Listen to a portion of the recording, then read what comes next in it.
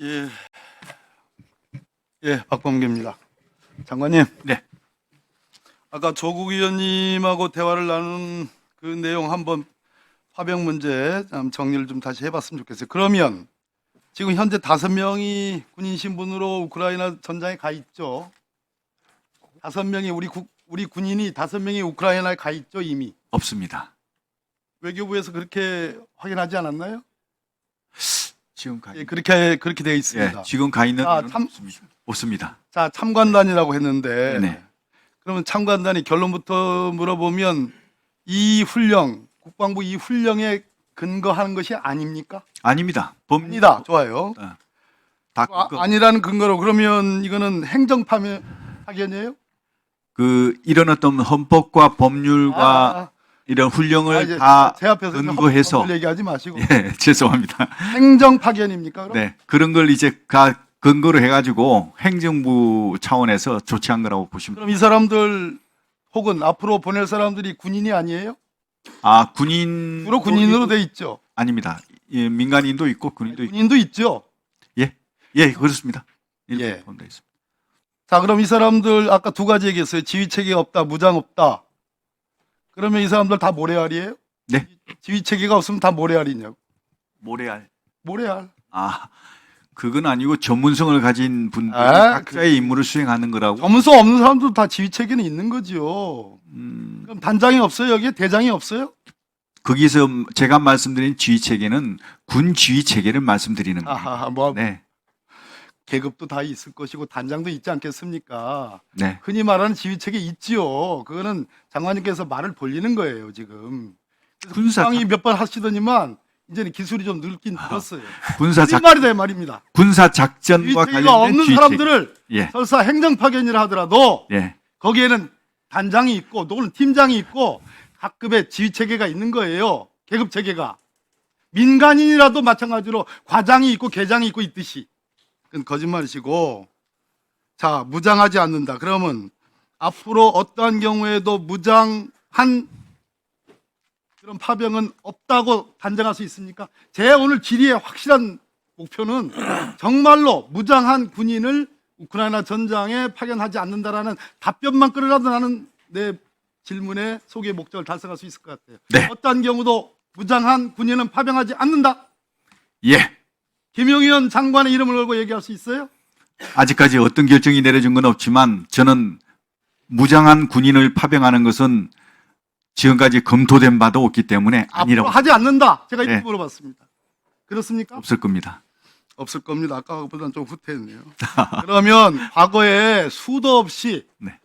1명 내지 2명, 3명, 가장 많은 경우가 10명이었어요. 과거에 소위 평화유지 목적의 소위 개별 파견, 개인 파병이라고 하는 것들이 수도 없이 많았습니다. 그렇습니다. 그러면 그 군인들이 전혀 무장하지 않고 갔습니까? 일부는 무장한 무장한 것도 적이 있고 일부는 없기도 하고. 그래서 그런 경우를 대비해서 국방부에서 훈령으로 이 국군 파병에 관한 업무 훈령을 만든 겁니다. 네. 그런데 이 훈령조차도 지금 우리가 언론으로 접하는 윤석열 대통령이 말하는 무슨 살상무기 어떠니 저떠니 무슨 뭐 거기 가서 무슨 여러 가지 뭐 끝장을 내느니 어떠니와 관련된 야당이 보거나 또는 우려하는 국민들이 볼 때 이것은 무장을 갖춘 군인이 지휘체계와 함께 우크라이나 전장에 가서 심지어 제트일보 주필조차도 이렇게 대리전 하면 안 된다. 거기 가서 북한은 누구의 대리전 그리고 우리 파병하는 군인들은 누구의 대리전 외국 나가서 그렇게 하면 안 된다. 왜냐? 그 불똥이 한반도로 뛸 수 있기 때문에 그거 안 된다는 우려까지도 나왔어요. 자, 그래서 이 훈령이 무장한 지휘 체계를 갖춘 파병의 근거가 될 수가 없어요. 이거는 평화유지 목적의 훈령입니다. 평화유지, 아까 요건 3개를 조국 의원이 얘기하셨어요. 뿐더러 지금까지 근거가 없이 파병되던 것을 과거에 근거를 만들기 위해서 이 훈령을 만든 거예요. 그러나 이 훈령조차도 전장에, 국가와 국가 간의 전장에 전면전으로 붙은 그 전쟁에 한국군을 지휘체계와 함께 무장한 한국군을 보내는 근거는 될 수 없어요. 왜? 이 훈령의 모법이 뭔지 아세요? 훈령의 모법, PKO법 말씀하십니까? PK법이라고 해요. 네. 외교통일위원회에서 보니까 차관도 그렇게 얘기하고 장관님도 그렇게 얘기하시더라고. 이게 PKO법이 모법이 아니에요. PKO법은 제목 자체가 유엔 평화유지 활동법입니다. 네. 주관 부처가 어디예요? 국방부가 아니에요. 외교부예요. 외교부. 그래서 이 법은 지금 꿈꾸고 계시는 우크라이나 러시아 전장에 한국군들이 용맹하게 가서 이 불법적인 러시아 침략을 우리가 응징하겠다는 그러한 열혈 의지를 담은 파병의 근거가 될 수가 없는 겁니다. 그래서 지난 19대 때 국방위에서 해외 파병법을 만들어가지고 국방위를 통과시켰지만 법사위에서 폐기됐어요. 모법이 없는 겁니다. 다시 한번 여쭙습니다. 앞으로 우크라이나 러시아 전장에서 무기체계, 무장을 한 지휘체계를 갖춘 한국군을 파견할 계획이 없으시죠? 없습니다. 이 PPT 한번 띄워주십시오. 아까 조국 의원님 질의한 내용인데요. 너무 슬라이드가 작아서 이 중에 말입니다. 네, 과문해서 잘 모릅니다. 몰라서 여쭤보는 겁니다. 24년도 이제 주한미군 방위비 분담금 예산안이 1조 3,886억. 올해 겁니다. 내년도는 1조 4,300억. 그 다음에 며칠 전 타결된 한미 간의 2026년도에서 2030년까지 12차 SM 회의 9.3%포인트 인상한 1조 5,192억. 네, 1분 더 드리십시오. 여기서 이제 뭐 트럼프 대통령 당선자께서 뭐 과거에 그 50만 불 더 내야 된다. 또 이번에 협상하는데 100만 불 못 받아낸 게 바보 같다. 뭐 그런 말씀 하셨잖아요. 네. 자, 이 항목 중에 큰 액수의 항목이 해외 이전, 국제 부담금, 그 다음에 건설비, 공사비 이래요. 건설비와 공사비라는 건 뻔합니다. 공사라는 유형의 실체가 있기 때문에 거기에 건설 단가를 얼마를 적용해서 얼마가 나오는 거예요. 이걸 터무니없이 비즈니스를 평생을 해왔던 트럼프 대통령이 이거 인상해달라고 시가와 맞지 않게 할 수 없는 거 아니겠습니까? 그럼 나머지 항목은 두 가지예요. 해외 이전과 국제 부담금. 이게 무려 5,900억씩 똑같습니다. 이게 성격이 뭡니까? 아십니까? 네. 뭐 국제 부담금은 안보 부담금으로 저는 이해하고 있습니다. 해외 이전과 국제 부담금.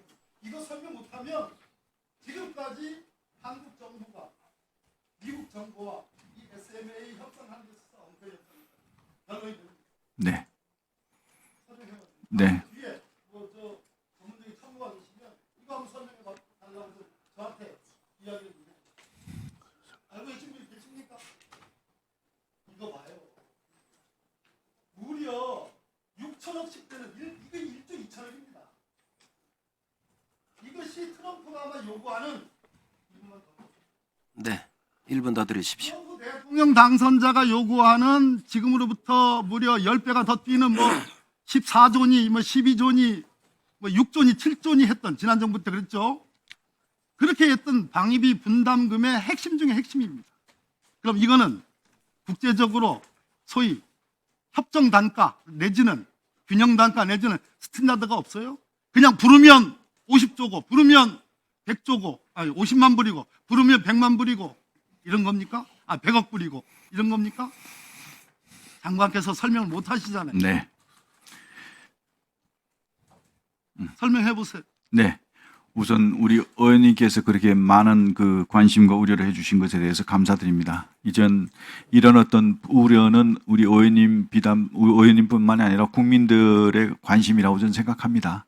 그래서 지금 이런 어떤 어제도 사실 그 대통령님 주관하에 긴급 비상회의를 한 것도 이런 여러 가지 그 미 신행정부의 변화에 대한 대비 차원에서 한 거거든요. 그 중에 하나가 이것도 포함되어 있었는데 이런 부분에 대해서 어떻게 정리하고 해결해 나갈 것인가 많은 토의가 있었습니다. 그래서 앞으로 이런 부분에 대해서 슬기롭게 해결할 수 있도록 변화가 분명히 왔습니다. 이 변화를 우리가 어떻게 하느냐에 따라서 기회적인 요인이 될 수도 있고 또 도전적인 요인, 위기적인 요인이 될 수도 있다는 생각을 가지고 우리 국민들께 말씀드릴 수 있는 것은 반드시 우리 정부가 이 소통을, 긴밀한 소통을 통해서 이런 어떤 변화를 기회적인 요인이 더 많을 수 있도록 노력하겠다. 그 말씀을 드립니다. 네. 그렇게 하겠습니다. 예.